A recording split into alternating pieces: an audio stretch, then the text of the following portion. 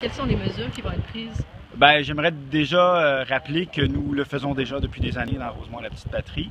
Nous avons déjà 45 ruelles qui ont été partiellement fermées avec des gros bacs à fleurs de béton. Il existe déjà d'ailleurs un processus qui permet aux citoyens de demander la fermeture partielle des ruelles. Donc, nous avons toujours accepté de le faire. Il n'y a jamais eu de contrainte ou de résistance de notre part. Au contraire, nous avons toujours voulu sécuriser nos ruelles. On passe souvent par le processus de ruelle verte parce que ça permet à une communauté de se mobiliser et d'améliorer la sécurité dans leur espace de vie. Cela dit, c'est sûr qu'il y a un élément, c'est qu'on ne veut pas non plus imposer des mesures qui seraient à l'insatisfaction de l'ensemble des usagers. On a toujours valorisé la démocratie. C'est pour ça qu'on demande aussi à 51% de l'ensemble des résidents d'être d'accord avec la fermeture partielle d'une ruelle. Autre élément, il y a quand même près de 80% de nos ruelles qui ont déjà des dos d'âne. Dans certains cas, les dos d'âne sont assez abîmés.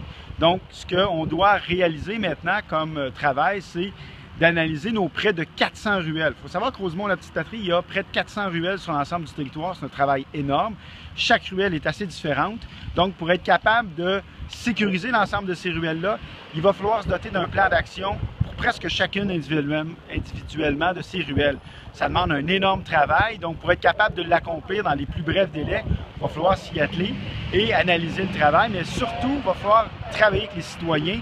On ne veut pas arriver avec des mesures qui vont créer une insatisfaction absolument catastrophique pour l'ensemble des résidents. On veut toujours permettre aux citoyens d'avoir accès à leur stationnement, à pouvoir se déplacer dans les ruelles. Ce qu'on demande, c'est qu'ils ralentissent. Maintenant, comment on réussit à le faire? Il n'y a pas de mesure uniforme, il n'y a pas de mur à mur.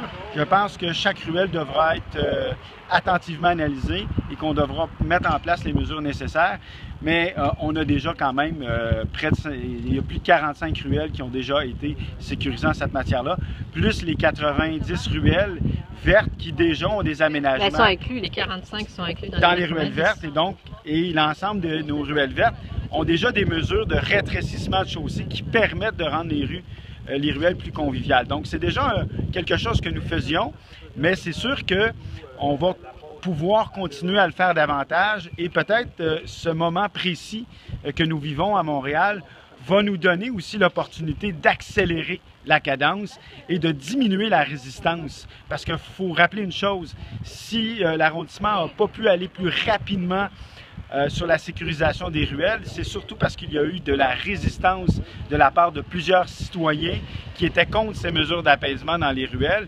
Et donc, si maintenant, ça prend un drame, malheureusement, pour convaincre les gens de la nécessité de ces mesures d'apaisement, bien, nous allons rendre utile ce malheur pour pouvoir justifier une décision que nous croyons justifier depuis déjà des années et diminuer cette résistance au changement de la part de plusieurs automobilistes qui craignent souvent des mesures d'apaisement qui vont les forcer à ralentir. Il faut changer les comportements, il faut que les gens comprennent qu'une ruelle, c'est un milieu de vie, qu'il y a des enfants qui jouent et que si on veut garder les familles en ville, si on veut augmenter le sentiment de sécurité, si on veut préserver la vie de nos enfants, il faut ralentir dans les ruelles, lâcher un peu la pédale, puis accepter qu'on est dans un milieu de vie. Et ça aussi, c'est important. Il faut que les gens changent leur comportement. Ce n'est pas tout d'investir sur des aménagements. Les ruelles sont interdites comme voie de transit. Exactement. C'est très peu respecté. Qu'est-ce qu'on peut faire de plus parce que les aménagements, quand on barre une ruelle d'un côté, ça élimine Exactement. la circulation de transit. Ce qu'on appelle les ruelles en H, qui permettent ce qu'on dit les U-turns.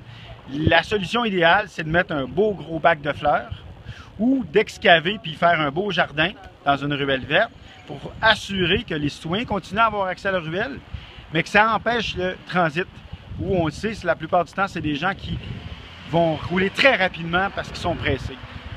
Les gens vivent là, c'est un milieu de vie, il faut travailler avec ces personnes-là pour s'assurer que nos enfants sont en pleine sécurité, mais pas seulement nos enfants, tous les résidents, que ce soit des plus jeunes aux plus vieux, on a envie d'un milieu de vie sécuritaire et convivial. Et en ce moment, lorsqu'on a des automobilistes qui arrivent à 40-50 km/h dans une ruelle, c'est absolument inacceptable. On doit mettre tout en place pour que ces comportements-là cessent.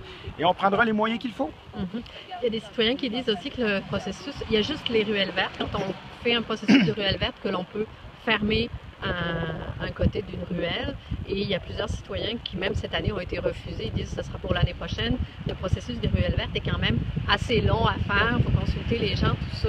Et donc, il y a juste pour l'instant des gens qui ont une ruelle verte qui peuvent fermer un bout de ruelle. Est-ce qu'il y a d'autres mesures? Peut-être qu'il y a des gens qui m'ont mentionné qu'ils auraient voulu que leur ruelle soit fermée temporairement l'été, de façon saisonnière, mais c'est impossible. On leur a répondu que c'était impossible. On ne peut pas mettre des pots de fleurs, par exemple, juste du mois d'avril au mois d'octobre pour permettre un meilleur déneigement. Donc, qu'est-ce qui peut être fait de façon rapide? Je vous rappellerai que on crée 20 ruelles vertes par année. C'est le total souvent de ruelles vertes qu'il y a dans un arrondissement à Montréal. On va avoir 100 ruelles vertes bientôt. On a déjà fermé 45 ruelles. C'est plus que tous les autres arrondissements de la ville de Montréal réunis ensemble, ce qu'on a fait dans Rosemont-la-Petite-Patrie. Le processus, il est très rapide si on se compare aux autres arrondissements.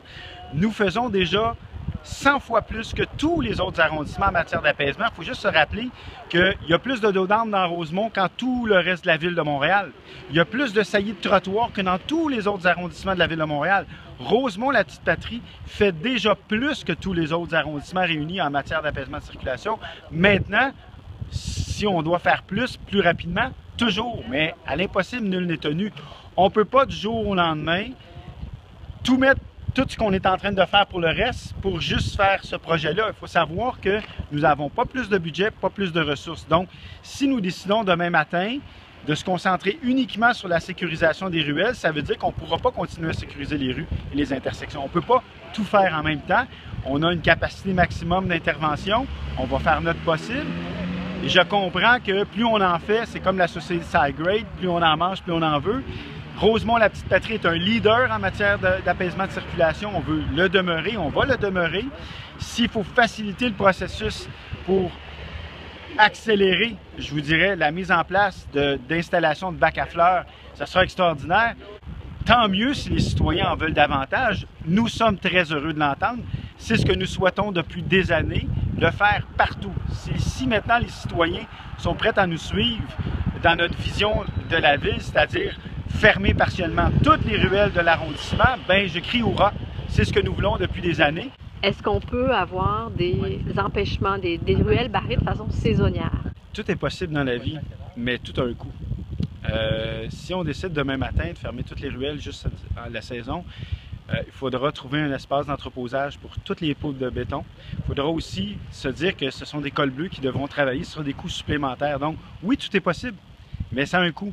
Et ce coût-là, ben, il va falloir l'enlever ailleurs. L'argent, on ne va pas l'inventer et les gens ont raison, il faut mettre nos priorités à la bonne place. On est tout à fait d'accord. Mais on a un seul budget qu'il faut gérer. Et donc, si on ne peut pas aller plus vite, c'est pas un manque de volonté, c'est parce que nous n'avons pas la main-d'œuvre pour aller plus vite, on n'a pas les finances pour aller plus vite. Si demain matin, là, vous me donniez le choix de réparer 100% des rues, de sécuriser 100% des rues, bien, je le ferais. Mais c'est sûr que j'aurais besoin d'1 milliard juste pour l'arrondissement de Rosemont-la-Petite-Patrie. Je n'ai pas cet argent-là, malheureusement. Donc, je dois composer avec des finances qui sont restreintes. Puis, je dois travailler le plus possible à maximiser l'ensemble de nos interventions à tous les niveaux.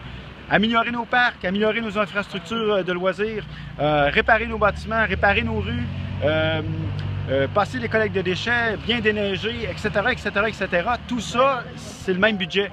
Et donc, si je décide d'augmenter le budget d'un côté, il faut que je le diminue de l'autre. Donc oui, on pourrait demain matin décider qu'on arrête tout, puis on se concentre uniquement sur les ruelles, on les sécurise tout, puis qu'on enlève tous les bacs à l'hiver pour être capable de mieux circuler.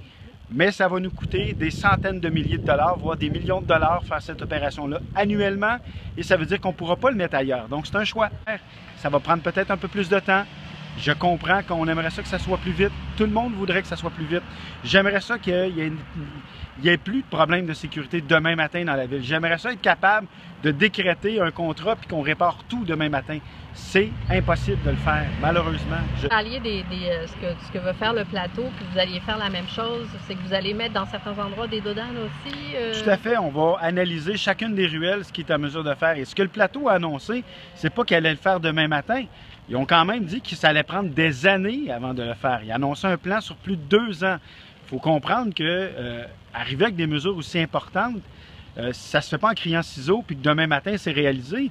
Ça demande des analyses. Il y a des camions de sécurité qui doivent rentrer dans les ruelles, l'entretien, Hydro-Québec, Gaz métropolitain, etc.